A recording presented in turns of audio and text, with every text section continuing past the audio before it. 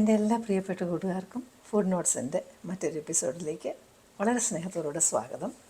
Onam recipe ഞാൻ continue ചെയ്യുകയാണ്. ഇന്ന് ബീട്രൂട്ട് പച്ചടിയാണ് ചെയ്യാൻ പോകുന്നത്. നിങ്ങൾ ഇതുവരെയും എൻ്റെ ചാനൽ സബ്സ്ക്രൈബ് ചെയ്തിട്ടില്ലെങ്കിൽ ഒന്ന് സബ്സ്ക്രൈബ് ചെയ്യാനായിട്ട് മറക്കരുത്. അപ്പം ഇൻഗ്രീഡിയൻസിൻ്റെ ലിസ്റ്റൊന്നും പറഞ്ഞാൽ അധികം സമയം കളയുന്നില്ല. ഒന്ന് രണ്ട് കാര്യം പറയാനുള്ളത്, ഇഞ്ചി അരിയുമ്പം ഇങ്ങനെ ചെറുതായിട്ട്, വളരെ ചെറുതായിട്ട് അരിയുക. അതുപോലെ തന്നെ ഈ പച്ചമുളകും കുറച്ച് ചെറുതായിട്ട് അരിയുന്നത് നല്ലതാണ്. ബീട്രൂട്ട് ആണെങ്കിൽ അപ്പോൾ ഒരുപാട് കട്ടിയിൽ അരിഞ്ഞാൽ വേകാൻ കുറച്ച് കൂടുതൽ സമയം പിടിക്കും. അത് സ്ക്വയറായിട്ട് റെക്റ്റാങ്കിളായിട്ടൊക്കെ അരിയാം, പക്ഷേങ്കിൽ കുറച്ച് കനം കുറച്ച് അരിയാനായിട്ട് ശ്രമിക്കുക. ഇത് തേങ്ങ ചേർത്താണ് ഞാനിന്ന് ചെയ്യുന്നത്.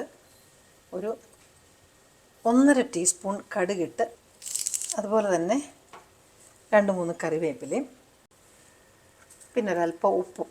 അപ്പോൾ ഇതൊന്ന് ചതച്ചാണ് നമ്മൾ അരപ്പായിട്ട് ചേർക്കുന്നത്. ഇതിന് മറ്റ് കാര്യങ്ങളെല്ലാം ഞാൻ പറഞ്ഞ പോലെ തന്നെ ലിസ്റ്റ് ഞാൻ ഡീറ്റെയിൽ ആയിട്ട് ഒടുവിൽ നിങ്ങൾ ഒരു സ്ലൈഡ് പോലെ കൊടുക്കാം. അത് വളരെ എളുപ്പമായിട്ട് നിങ്ങളങ്ങ് ഫോളോ ചെയ്താൽ മതി. അപ്പോൾ നമുക്ക് പെട്ടെന്ന് ബീട്രൂട്ട് പച്ചടി ഉണ്ടാക്കുന്നത് എങ്ങനെയാണെന്ന് നോക്കാം. ഞാൻ തീ കത്തിച്ചു. എപ്പോഴും ഞാൻ പറയുന്നതാണ് ചുവട് കട്ടിയുള്ളതെന്ന്. അതെന്തിനാണ് പറയുന്നതെന്ന് വെച്ചാൽ അത് നിങ്ങളുടെ മനസ്സിലങ്ങ് ഉറയ്ക്കാനായിട്ട് പറയുന്നതാണ്. ഈ ചട്ടിയുടെ ആ ബേസിന് കട്ടി കുറവാണെങ്കിൽ അതിൻ്റെ ചട്ടിയുടെ അടിയിൽ കരിഞ്ഞു പിടിക്കും. ആ ചട്ടി ചൂടാകുന്നുള്ളത് ഞാൻ വെളിച്ചെണ്ണ ഒഴിച്ചു. എണ്ണ ചൂടാകുമ്പം 1/2 ടീസ്പൂൺ കടുക് മതി. 1.5 ടീസ്പൂൺ നമ്മൾ അരയ്ക്കാൻ വെച്ചിട്ടുണ്ടല്ലോ, അപ്പോൾ 1/2 ടീസ്പൂൺ ഇവിടെ ഇട്ടാൽ മതി. അത് പൊട്ടാൻ തുടങ്ങുന്ന ഉടനെ നമുക്ക് നമ്മൾ എടുത്ത് വെച്ചിരിക്കുന്ന അരിഞ്ഞു വെച്ചിരിക്കുന്ന പച്ചമുളക് ഇടാം.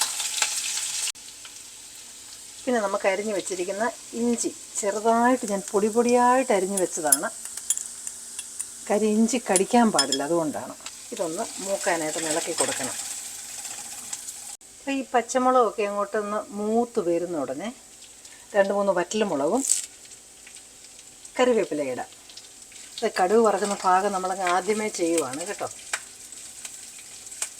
അതുപോലെ തന്നെ ആദ്യമേ ഇട്ട് കറിവേപ്പിലയൊക്കെ അങ്ങ് ഒത്തിരി മൂപ്പിച്ച് കളയണ്ട. അതുകൊണ്ടാണ് ഞാൻ സാധാരണ ഇങ്ങനെ എണ്ണയ്ക്കകത്ത് ഒടുവിലേ ഞാൻ അങ്ങനെ കറിവേപ്പില ഇടാറുള്ളൂ. അപ്പം ഇനി അതിലേക്ക് നമ്മൾ അരിഞ്ഞു വെച്ചിരിക്കുന്ന ബീട്രൂട്ട് ഇടാം. നമുക്കൊന്ന് നല്ലതായിട്ടൊന്ന് മിക്സ് ചെയ്യണം. ബീട്രൂട്ടിന് വേകാൻ ശകലം സമയം വേണം. അതുകൊണ്ടാണ് ഞാൻ പറഞ്ഞത് കട്ടി കുറച്ച് അരിയണം. ഷേപ്പ് എന്തായാലും കുഴപ്പമില്ല, പക്ഷെങ്കിൽ അത് കനം കുറച്ച് അരിയണം. ഇതിലേക്ക് ഒരു 1/2 ടീസ്പൂൺ ഉപ്പിടാം. അതിൽ എരിയും ഉപ്പും ഒക്കെ പിടിക്കട്ടെ. ഇപ്പം തന്നെ നമ്മൾ അരപ്പിനകത്ത് തേങ്ങയ്ക്കകത്ത് ഒരല്പം ഉപ്പ് ചേർക്കുന്നുണ്ട്.